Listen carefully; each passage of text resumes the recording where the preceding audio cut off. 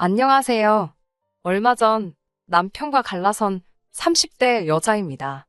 매일같이 남의 이야기를 듣기만 하다가 제 이야기를 하려고 하니 어떻게 시작해야 할지 이것도 쉬운 일이 아니네요. 세상엔 정말 쉬운 일이 하나도 없는 것 같아요. 옛말에 10길 물속은 알아도 1길 물속은 모른다더니 정말 그 말이 딱인 것 같습니다. 너희만 잘 살면 바랄 게 없다던 시부모님이셨어요. 그런데 지금 생각해보니 그 말조차 당신 체면치레 하시느라 했던 말이었나 봐요. 그런 줄도 모르고 그런 시부모님이 마인드가 멋져서 결혼을 결심한 제가 멍청이지요. 남편과 저는 술자리에서 만난 사이입니다. 이렇게 말하면 색안경을 끼고 보실까봐 걱정이 되긴 하는데 사실은 사실대로 말씀드릴게요. 저는 술은 못 마시는 편입니다. 제 친구들도 그걸 알아서 저랑 만날 때는 보통 맛집을 가거나 카페를 가는 식으로 일정을 짜지요. 하지만 남편을 처음 알게 된 그날은 피할 수 없는 술 약속이 잡혀 있었습니다. 제 친구 중 한 명이 그토록 가고 싶어 하던 대기업에 입사를 하게 되었거든요. 2년 동안 친구가 얼마나 마음고생을 했는지 제가 옆에서 똑똑히 지켜봤기에 제 마음이 다 찡하더라고요. 그렇게 저를 포함한 4명이 모처럼 기분 좀 내보자며 와인바에 가기로 했네요. 약속 당일 평소보다 수업이 좀 일찍 끝났습니다. 잠깐 서점이라도 들릴까 하다가 퇴근 시간대라 차가 막힐지도 모르겠다 싶어서 어디 다른 데 들리지 않고 바로 약속 장소인 와인바로 향했네요. 하지만 예상보다 차가 막히지 않아서 의도치 않게 제가 1등으로 도착했더라고요. 먼저 바에 들어가 핸드폰을 하면서 친구들을 기다리게 되었지요. 그런데 착각인진 모르겠지만 저쪽에서 누군가 자꾸 저를 힐끔힐끔 쳐다보는 듯한 기분이 들어서 꽤나 불편해지더군요. 결국 나가서 기다리는 게 나을까 생각하고 있는데 친구들이 하나둘씩 도착하기 시작했습니다. 4명이 모두 모인 이후로는 그 남자의 존재는 까맣게 잊고 즐거운 시간을 보냈지요. 그렇게 얼마간의 시간이 지나고 저를 포함한 모두가 어느 정도 기분 좋게 취한 상태로 다른 가게로 자리를 옮기게 되었습니다. 화장실을 다녀온 뒤 슬슬 짐을 챙기면서 자리를 일어나고 있는데 아까 그 남자가 성큼성큼 저희 테이블로 오더라고요. 그러더니 불쑥 자기 핸드폰을 내밀며 제 번호 좀 알려달라 했습니다. 솔직히 그런 경험은 처음이었기에 어떻게 거절해야 할지 모르겠더라고요. 하지만 친구들은 취해서 그런 건지 그냥 줘버리라며 자기들끼리 웃고 떠들고 난리가 났고 정신없는 통에 저도 충동적으로 약간 에라 모르겠다라는 생각과 함께 제 번호를 찍어줬습니다. 그때만 해도 적어도 저는 술자리에서 있을 법한 특별한 경험 정도로만 생각했지 별다른 의미를 부여하거나 그런 건 없었네요. 이후로 한동안 그런 일이 있었다는 사실조차 잊고 지낼 만큼 바쁜 하루하루를 보냈습니다. 저는 입시전문학원에서 고등부 영어 강사로 일하고 있었고 그 무렵엔 얼마 남지 않은 수능 대비로 정신이 하나도 없었기 때문이지요. 그리고 어느덧 시간은 흘러 수능도 끝난 11월의 어느 날이었습니다.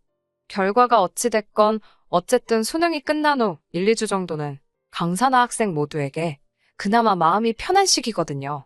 그동안 누적된 긴장이 풀리는 때랄까요? 모처럼 한가로운 기분을 만끽하던 그 무렵 남편으로부터 연락이 왔습니다. 진작에 연락하고 싶었는데 고등학생들 영어를 가르친다고 이야기했던 걸 기억하고 있었답니다. 그래서 나름대로 자기 딴에는 제가 덜 바쁠 때 연락하려고 수능이 끝나기만 기다렸다고 하더라고요.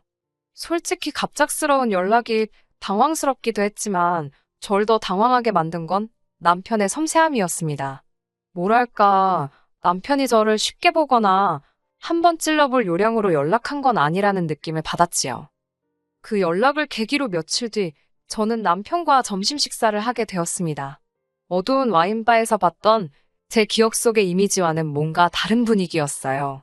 그때는 뭔가 자신만만한 태도였던 것 같은데 막상 다시 만나보니 쑥스러움을 타는 것도 같았고 잘생긴 얼굴은 아니었지만 호감 가는 인상이었달까요?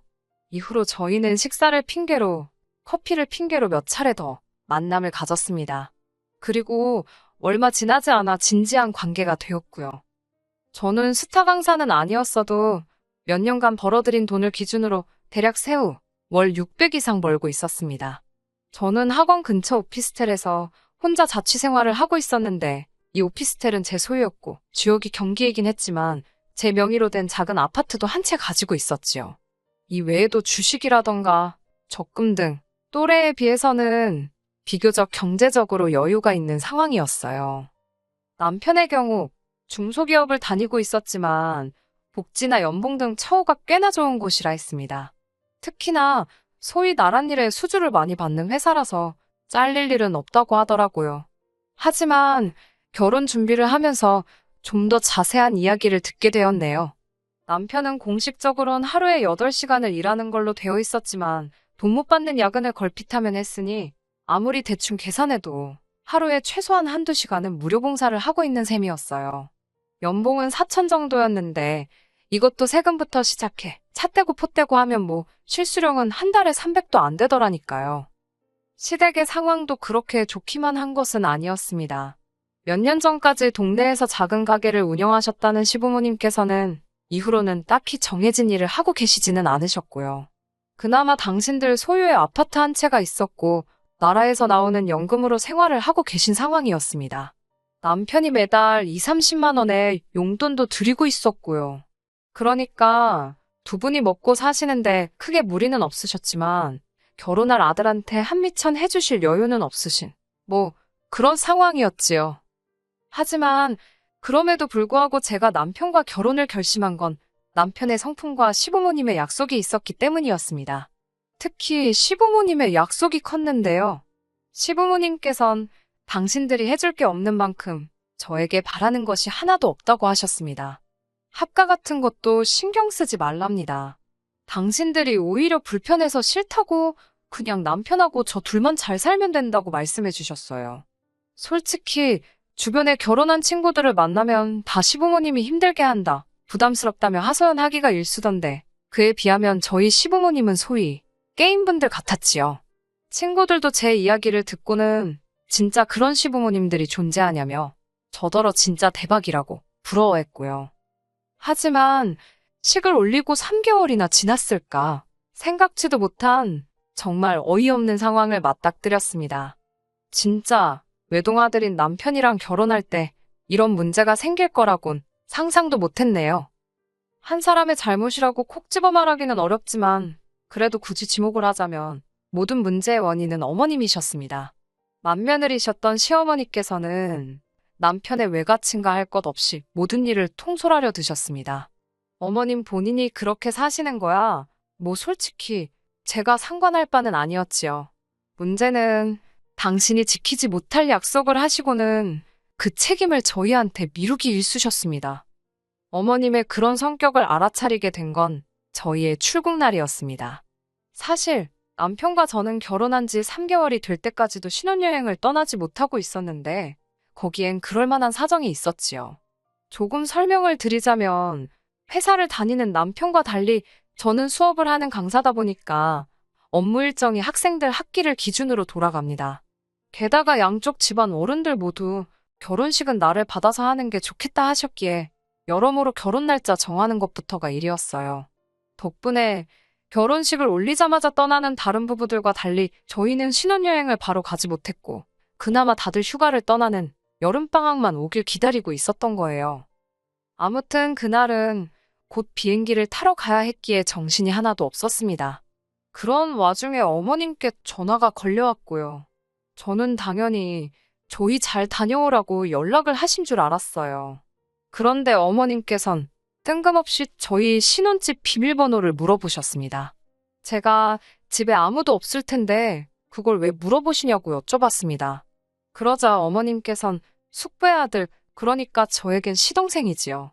사실 도련님이나 서방님이라고 불러야 한다는데 지금 그 소리도 곱게 안 나와서 그냥 시동생이라고 할게요. 그 시동생이 서울에 며칠 볼 일이 있어서 올라온답니다. 그 소리를 듣곤 어머님께서 저희 집에서 지내면 된다고 하셨다는 거예요. 그러면서 그 사촌동생은 오후 2시쯤 서울역에 도착하니까 당신이 먼저 저희 신혼집에 오셔서 청소도 좀 해놓고 그러려고 한다시대요. 너무 황당했지만 혹시나 예의 없다고 느끼실까봐 최대한 정중하게 어머님, 그건 어려울 것 같다고 말씀드렸습니다. 아무리 사정이 그래도 주인 없는 집에 어머님이나 시동생이 오는 건 불편해서 싫다고요. 게다가 신혼집이라서. 솔직히 이 정도 말씀드리면 아차 싶어서라도 이해하실 줄 알았거든요. 하지만 어머님께서는 아직 시동생이 회사도 안 다니고 돈도 많이 없을 텐데 너무 인색하게 굴지 말고 이번 한 번만 쓰게 해주랍니다.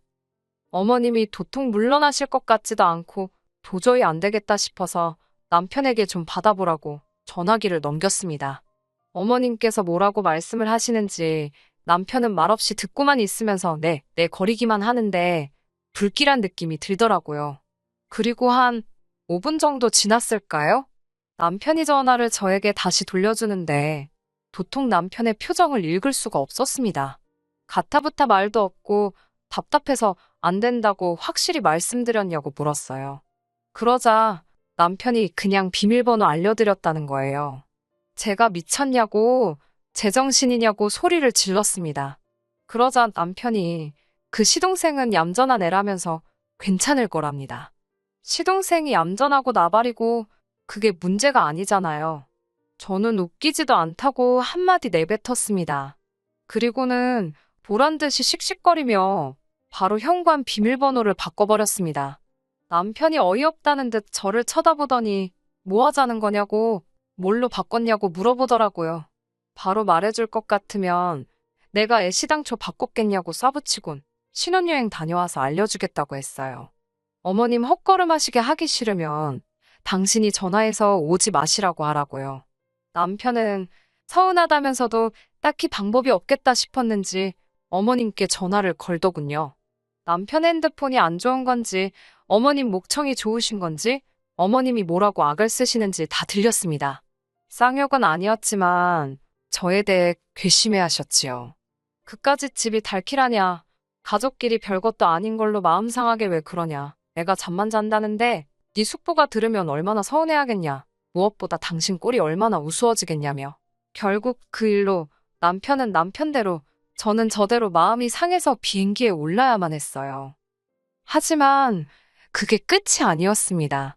공항에서 수속을 마치고 비행기에 탑승하려는데 오피스텔 건물 관리인 아저씨로부터 전화가 걸려왔어요. 평소에 관리인 아저씨께서 직접 전화를 하시는 일은 거의 없으니까 무슨 일이라도 생겼나 싶어 급하게 전화를 받았지요. 전화 내용은 어처구니가 없었습니다. 누가 저희 집 도어락을 열려고 여러 차례 시도하는 걸 아저씨가 붙잡으셨다는 거예요. 아무래도 이상한 여자 같다면서 자기가 이 집 주인 엄마라고 하더랍니다. 하지만 관리인 아저씨께선 저나 저희 친정어머니 얼굴을 잘 아시거든요. 도저히 안 되겠다 싶어서 경찰을 부르려다가 그래도 먼저 말을 해줘야 하나 싶어서 전화를 하셨다고요. 그런데 이런 맙소사, 전화기 너머로 저희 시어머니 목소리가 들리는 게 아니겠어요? 일단 전화를 바꿔달라고 하곤 어머님께 집으로 가시라고 지금 뭐 하시는 거냐고 한마디 해버렸어요. 그리고는 아저씨껜 죄송하다고 저희 어머님이라고 말씀드렸네요. 남편은 자기 어머니가 얼마나 쪽팔리셨겠냐며 그냥 그깟 비밀번호 좀 알려드리지 너무하답니다. 제가 남편에게 한마디만 더 하라고 그러면 신혼여행이고 뭐고 가만 안 있겠다고 엄포를 놨어요. 그러자 남편도 더는 별말 안 하고 짜증난다는 듯 한숨만 내쉬더라고요. 당연히 신혼여행지에 도착해서도 마음이 편치가 않았습니다. 어머님으로부터 온갖 짜증과 화가 가득 담긴 문자가 줄기차게 와댔거든요. 어떻게 며느리가 시애미오 얼굴에 똥칠을 할 수가 있냐? 왜 내가 내 아들 집에도 못 들어가고 이런 서름을 겪어야 하냐? 아니, 무슨 아들 집이래요? 제 집에 남편이 들여온 거라곤 식탁하고 침대밖에 없는데 말이지요. 솔직히 만약에 남편이라도 나서서 어떻게 분위기 좀 좋게 해보려고 노력하는 흉내라도 내줬다면요. 저도 어머님 문자 그냥 못 본 채 하고 기분 좀 풀어보려고 했을 겁니다. 그런데 남편까지 옆에서 툴툴거리니 내가 지금 이게 뭐 하는 건가 싶더라고요. 그러다 친정어머니께 전화가 왔고 답답한 전 이런저런 일이 있었다고 털어놓았습니다. 친정어머니께선 잠깐 동안 말이 없으셨어요. 그러더니 뭐 그런 경우가 다 있냐면서 저더러 대처를 잘했다고 하시더라고요. 하지만 남편하고는 너무 오래 그러지 말라면서 아마 저희 남편도 자기 어머니가 지나치셨다는 걸 알고는 있을 거라고, 그런데 괜히 자존심 세우느라 심통 부리는 걸 테니까 저더러 한번 봐주랍니다. 남자는 원래 단순하다면서요. 저희 어머니께서 항상 하시는 말씀이 미워하는 것도 힘이 드는 일이라면서 그 힘을 다른 곳에 쓰라고 하시거든요. 이번에도 뭐 비슷한 맥락이었지요. 저는 그래, 마음 넓은 내가 이해하자, 그렇게 마음을 먹고 남편에게 먼저 화해의 제스처를 취했습니다. 그래, 남편은 아들 입장에서 어떻게 해야 할지 몰랐을 거야 라고 스스로를 이해시키려고 노력했지요. 남편도 제가 그렇게 나와주기를 기다렸는지 못 이기는 척 말문을 열었습니다. 하지만 신혼여행 3일째가 되는 날이었어요. 어머님께서 문자를 해오셨는데 한숨이 저절로 나오더군요. 무슨 말 같지도 않은 선물 목록을 적어 보내신 거예요. 저희가 하와이에 있었는데 하와이에서는 명품이 저렴하다고 들으셨다면서 남편 외가친과 할 것 없이 친척분들께 드릴 거니까 센스껏 명품으로 선물을 사오라는 거예요.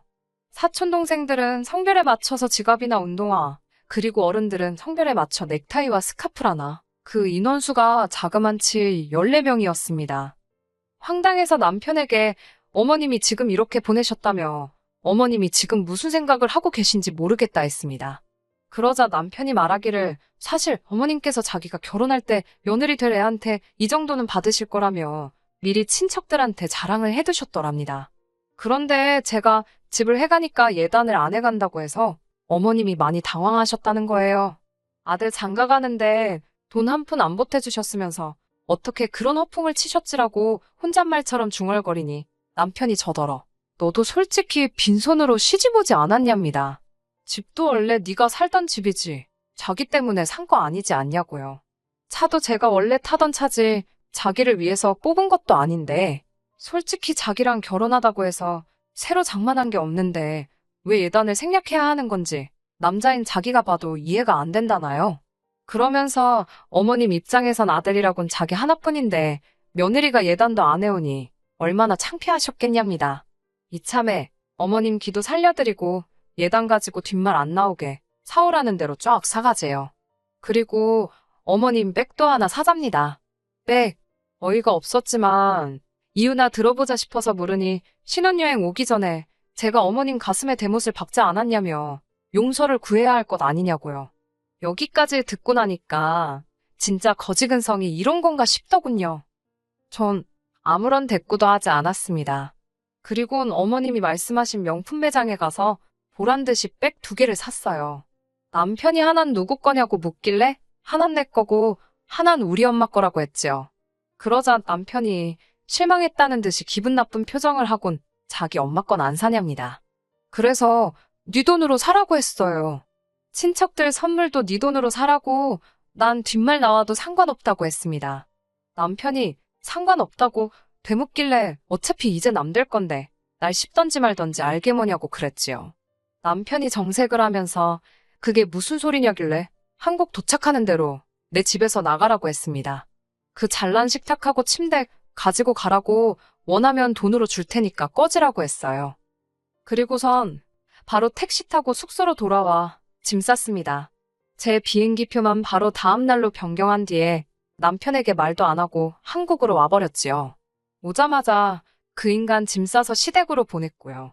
퀵으로 보냈더니 한두 시간이나 지났을까 어머님께서 전화를 해오셨습니다.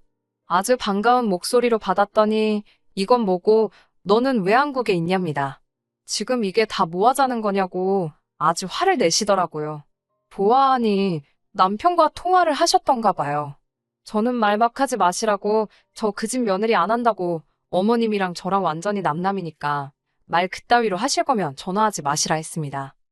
이튿날 원래 날짜에 맞춰 귀국한 남편이 당연하다는 듯 오피스텔로 왔더라고요. 지 엄마를 닮았는지 비밀번호를 바꿨다고 분명히 말을 했는데도 틀린 번호를 삑삑삑 어지간히 눌러대더라고요.